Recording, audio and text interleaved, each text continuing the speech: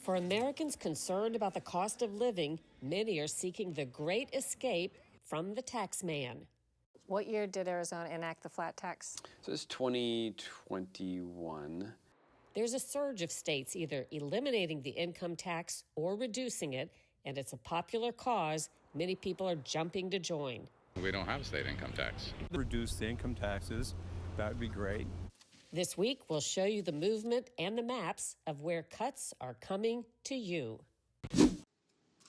The promise to cut prescription drug prices has spanned at least 2 presidents. So why are we seeing so little in savings? Policymakers really do not understand how the drug markets work. They simply don't. We look at the problem and the one culprit that keeps coming up. Amid the chaos of crowds and whatever the protest in whichever city in America, comes the new form of generational journalists. So all these people right here are Antifa, and they're against what's going on here at this ICE detention facility. This week, when a reporter meets an influencer. So are you just trying to show what you think is maybe a more realistic depiction of what's going on down here?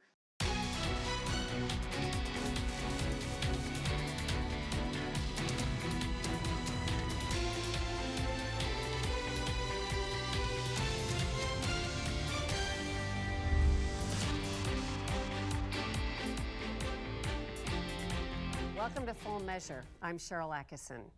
In recent days, President Trump again floated an intriguing and popular idea, cutting way back on or even eliminating the federal income tax.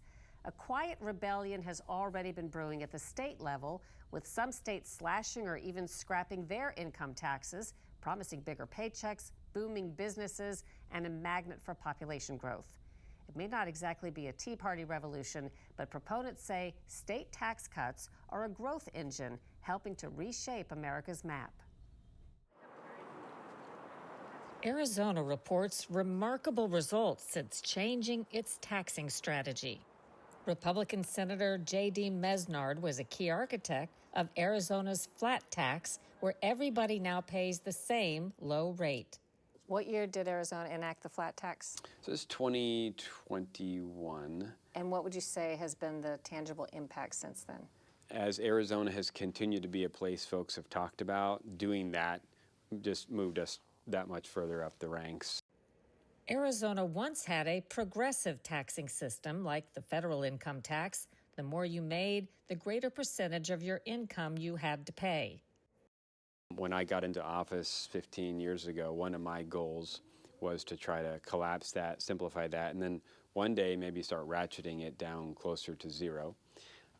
And a few years ago, we had the ability to, in fact, achieve that. We collapsed all 5 brackets first into 4 and then into 1, which was actually below the lowest rate that we had, 2.5%. Was phased in over a couple of years. Huge tax cut, but also this major tax reform that I and others have been fighting for a very long time. So now we have the lowest flat tax of any state in the country. Lowering state income taxes or eliminating them altogether has become a popular trend. Do you know what states have the highest income tax? Yeah, the highest top rate of a state income tax is 13.3% in California for high earners. And then there's a general payroll tax, not for UI, that makes it 14.4% on wage income. So that's the highest you can get at the state level. Jared Walczak is with the Tax Foundation, a nonprofit backing simple, transparent tax codes. If you want to combine state and local, then New York City is going to get you the highest. You're going to get about 14.77%. And then obviously adding that to the federal income tax. Yes, these are very high rates. Today, there are 9 states with no regular income tax on wages: Alaska, Florida, Nevada, New Hampshire, South Dakota, Tennessee, Texas, Washington, and Wyoming. Walczak says 28 states have reduced income tax rates since 2021. Really, the pandemic seems to have been a tipping point where a lot of states were flush with cash. They had an opportunity to make reforms, and they were asking, where do we want to do that? What about COVID made states awash in cash? Was it the federal funding that they were getting?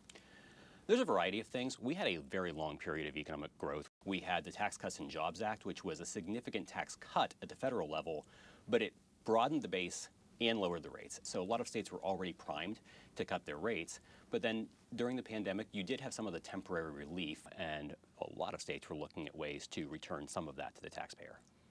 States implementing fresh cuts this year include Alabama, Georgia, Hawaii, North Carolina, and South Carolina.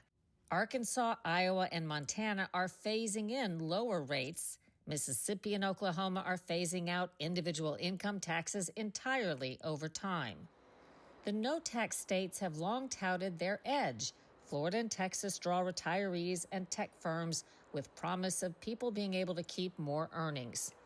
I live in Vancouver, Washington, and as far as the state income tax, we don't have a state income tax. Depending on what the cuts would be, if you could make appropriate cuts and reduce the income taxes, that would be great. I think the states could eliminate state income taxes if they tried and went to more of a purchase type of tax, like a flat tax on goods and products and stuff like that. Listen, all I know about that is that I pay a lot of taxes. Cutting the federal income tax is also popular.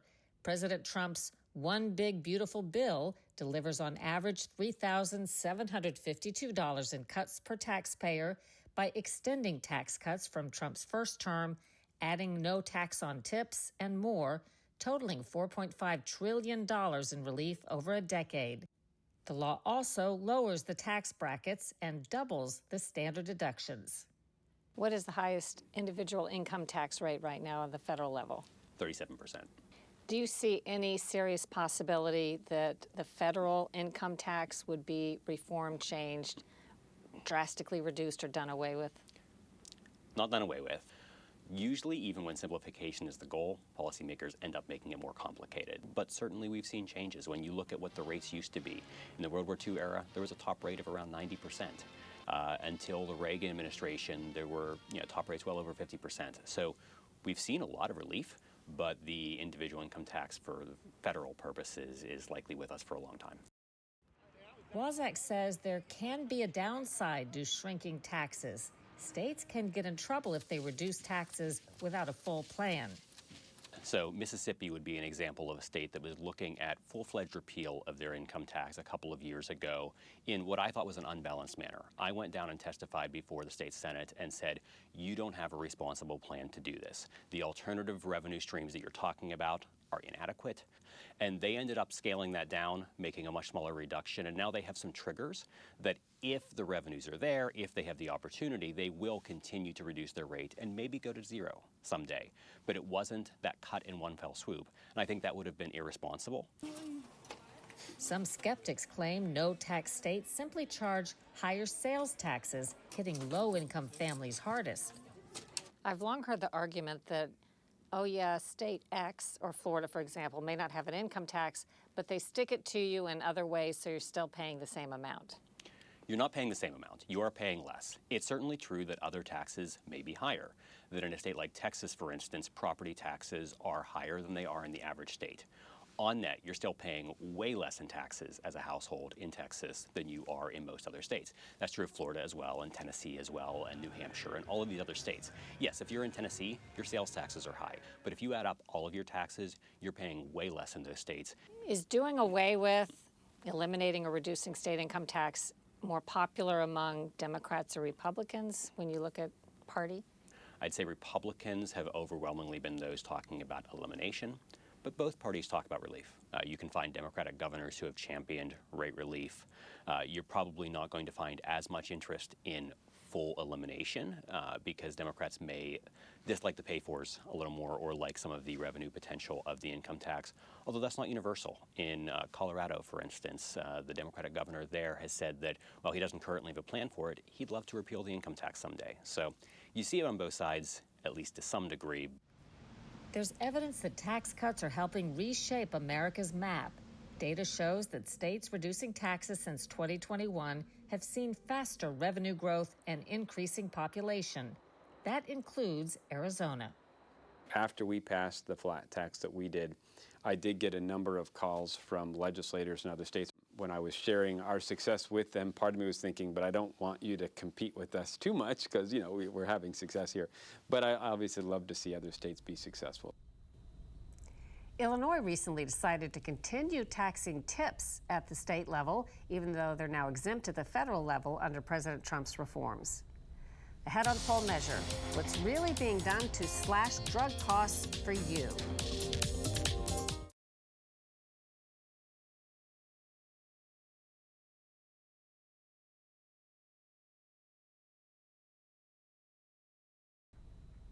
In January, Trump RX is officially scheduled to launch.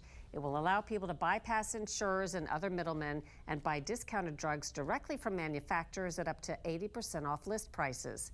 One big difference will come with those popular weight loss drugs like Ozempic or Wegovy and Murrow. They now can cost over $1,000 a month, but under Trump RX, cash patients will be able to get them for about $350 a month. Then by mid-2026, Medicare will cover elderly patients on those drugs for weight loss for the first time for even less, a $50 copay. Analysts say the Trump RX drug price cuts are faster and deeper than the much heralded program President Biden installed that got bipartisan support. It involves some phased-in drug price negotiations under Medicare. If the Trump plan works, it can't come too soon because Lisa Fletcher reports the Biden price negotiations could be backfiring. Here you go. It's now law. When Democrats passed President Biden's Inflation Reduction Act in 2022, it came with a high price tag and a big promise. We're giving Medicare the power to negotiate those prices now on some drugs. This means seniors are going to pay less for the prescription drugs. The idea that for the first time, the federal government would negotiate drug prices directly with drug companies. The aim? To lower costs for both the taxpayers and Medicare patients. Medicare provides health care for 67 million adults, mostly seniors. The program cost taxpayers $1.12 trillion last year, of which more than $220 billion was spent on prescription drugs. Like $12.6 billion on the blood thinner Eliquis, $4.7 billion for the diabetes drug Trulicity, and $3.2 billion for Imbruvica that treats cancer. Policymakers really do not understand how the drug markets work. They simply don't. And they're legislating based on these profound misunderstandings of how things work. Bill Smith is a health policy expert with the Pioneer Institute in Boston, a public policy think tank. He's been tracking drug prices since the law passed and noticed a trend with out-of-pocket costs, the cash that patients pay up front at the pharmacy. His study findings for most of the 10 drugs the government negotiated lower prices for, costs for patients have started to rise significantly, even before the new negotiated prices come into effect. I think the biggest surprise was that out-of-pocket costs were up 32%. The government should be embarrassed by this. So why are costs for patients going up instead of down? Middlemen companies called pharmacy benefit managers, or PBMs, usually negotiate drug prices for Medicare patients. But Smith says with the government cutting out the middlemen for lower costs, the middlemen are finding ways to charge more elsewhere to keep the profits rolling in. So the way to make it up is to charge seniors more out of their pocket. We finally beat the pharma companies, is what President Biden said. Well, the seniors are the ones that got the short end of the stick here, and they were supposed to be the ones that were helped. Smith showed us what's happening with Eliquis, a popular drug used to treat and prevent blood clots. This is Eliquis in all 4 PBMs. The average out-of-pocket cost went from $77.99 to $106.10 across all 4 PBMs. Smith says PBMs are likely padding their balance sheets by raising out-of-pocket charges now, anticipating lower revenue when the drug cost controls start next year. While direct drug price negotiation passed under President Biden, Trump has also made lowering prescription costs a priority. Here is the bill. Bobby, come on over here. He signed an executive order to tie the price of drugs in the U.S. to the lowest prices paid in other developed countries. In early August, the president proclaimed incredible savings. You know, we've cut drug prices by 1,200, 1,300, 1,400, 1,500%. The White House later clarified Trump was talking about future savings. Hey, I'm Robert F. Kennedy Jr., your HHS Secretary, and today we met with patients from all over the country. Health Secretary Robert F. Kennedy Jr., now tasked with making drug makers who are bitterly opposed comply. We're in negotiations right now with the pharmaceutical companies, and we are going to pay the same at the end of this as people pay in Europe and other nations. According to Bill Smith, the lesson to take from President Biden's effort to lower drug costs is that it is much harder than it seems. So what effect has the Biden plan actually had on drug prices? Well, the government is going to pay less because the list price has dropped.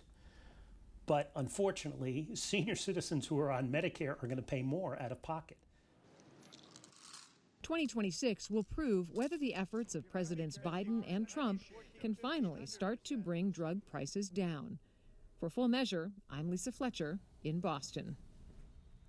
And a note on a story we've covered a lot over recent years. The CDC has amended language on its website to acknowledge for the first time studies showing links between vaccines and autism.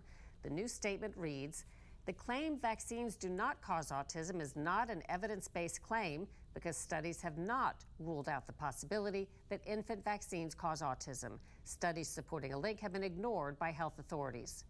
That new posting also adds that the Department of Health and Human Services, under Secretary Robert F. Kennedy Jr., has launched a comprehensive assessment probe on the causes of autism.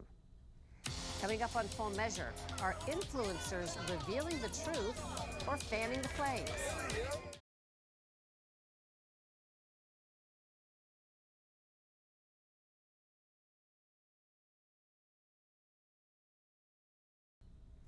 An East Coast visitor who decided to check out the ICE protests in Portland, Oregon, ended up getting in a fight and under arrest recently.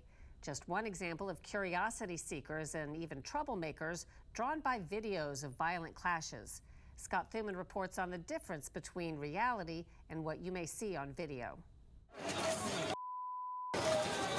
Between clashes with cops and infighting among demonstrators, the scene outside this ICE facility in downtown Portland, Oregon can get, as those here like to say, spicy from time to time. But most nights, it's peaceful, with little action other than transport vans or ICE agents coming and going. So why is the drama playing out almost every evening since October? This is your life. This is your legacy. Some say it's lasted this long partly because of streamers. So all these people right here are Antifa, and they're against what's going on here at this ICE detention facility. Those often young activists armed with cameras and lights and broadcasting it all for their online followers. Right now, we got only 353 in the chat. The day before yesterday, there was 1,000. I got 3,000 subscribers now, so yeah, it just kind of fluctuates whoever's online at the moment. Cameron, a streamer crossing the country in his van and here protesting immigration enforcement under the handle Cameron Walks on YouTube, argues he's here to air what doesn't make the news. So are you just trying to show what you think is maybe a more realistic depiction of what's going on down here? Yeah. My goal is to show what's really going on in front of the ICE buildings. Ever since the White House kind of mentioned this whole situation, everyone's been looking for this online. I've got up from like 800 subscribers to 3,000 on YouTube. Prompting some to travel to Portland and be a part of it. You've heard these phrases to describe your city, specifically that block. War zone, war ravaged, can't be saved. Portland's police chief, Bob Day. Yeah, I mean, it's really disappointing. I mean, those are extreme terms, and I know we've, been referenced to all kinds of dysfunction about the city of Portland. And if you look at these 20-second clips, you can make that argument. I mean, I see this online. I see these things that are shown, and I'm like, wow, that looks really bad. Then you go down there and you realize it's 25 people, and it's 4 or 5 people that are in a shouting match or a shoving match, and then all of a sudden that gets seen as, you know, the city's out of control. And we're not able to convey like we actually made an arrest there, or we did this follow-up, or we did, because that's not the part that's interesting. That's not the sexy headline. Yeah, that's not what gets people's attention. Though it may not be their creators' intention, viral clips often don't convey how even violent events can be limited to small parts of a city. During Trump's first term, up-close video like this may have given the impression all of D.C. was erupting as police cleared the path outside the White House for President Trump's visit to a church across the street during Black Lives Matter demonstrations. But it was mostly confined to a tiny area of just a few blocks. Dramatic images sometimes used to incite rather than inform. In Portland's case this year, costing the city as Chief Day deployed more resources, officers, and overtime. Stacy Pritchard is another streamer. She's for immigration enforcement and against Antifa. Do you think has your stream encouraged people to come out here that weren't coming out earlier? I think that does too. I think that helps encourage people to come out here because it's like we can't be afraid. And I think it also sheds light on what's really happening in Portland and how messed up and mental it is.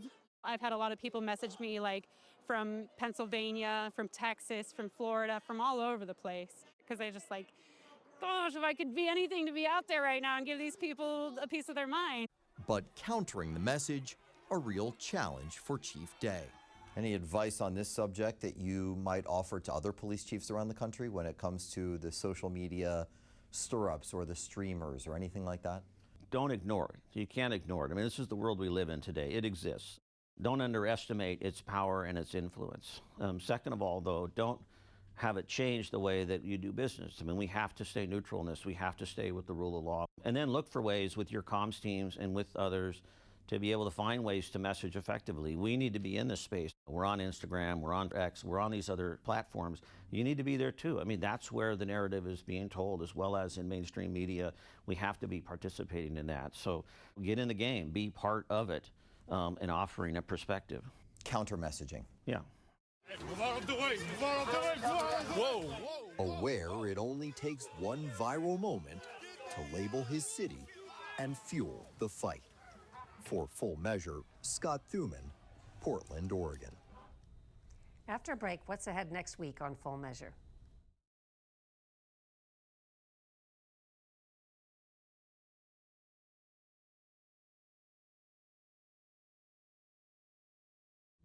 Next week, the shocking true story of an OBGYN who cheated taxpayers and harmed his female patients. We ended up with a restitution amount of about $20 million. And while recovering $20 million of taxpayer funds is important, it really pales in comparison to stopping what he was doing to all these patients and women who maybe never will be able to have children because of his actions. A doctor whose charm hid dark secrets unearthed after decades, next week on Full Measure. Until then, we'll be searching for more stories that hold powers accountable. Thanks for watching.